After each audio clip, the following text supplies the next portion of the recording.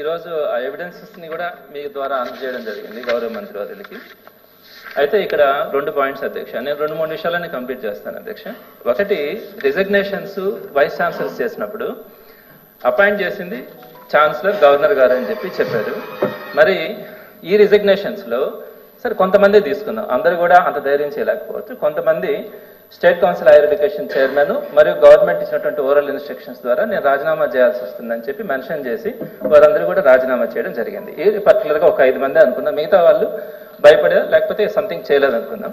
సరే ఇప్పుడు okay madam పర్లేదు, నేను ఉంటానంటే చేసినప్పుడు ఛాన్సలర్ గారు అపాయింట్ చేసినప్పుడు వీళ్ళెవరు అసలు state council higher education chairman కానీ ఓరల్ ఇన్స్ట్రక్షన్స్ ఇవ్వడానికి, అలానే గవర్నమెంట్ ఎవరు ఇన్స్ట్రక్షన్స్ ఇవ్వడానికి, నెంబర్ 1. నెంబర్ 2, మరి వీళ్ళు ఇచ్చినటువంటి వాళ్ళు రిజిగ్నేషన్లో రాసేదానికి మేమేం చేయగలమని గవర్నమెంట్ ఈరోజు కనుక అనే పని అయితే వాళ్ళు ఇచ్చినటువంటి రిజిగ్నేషన్ని యాక్సెప్ట్ చేసి వీళ్ళు చేశారు కదా కొత్త వైస్ ఛాన్సలర్స్ని అపాయింట్ చేయడానికి. మరి ఆ కంటెంట్ని యాక్సెప్ట్ చేసినట్టే కదా.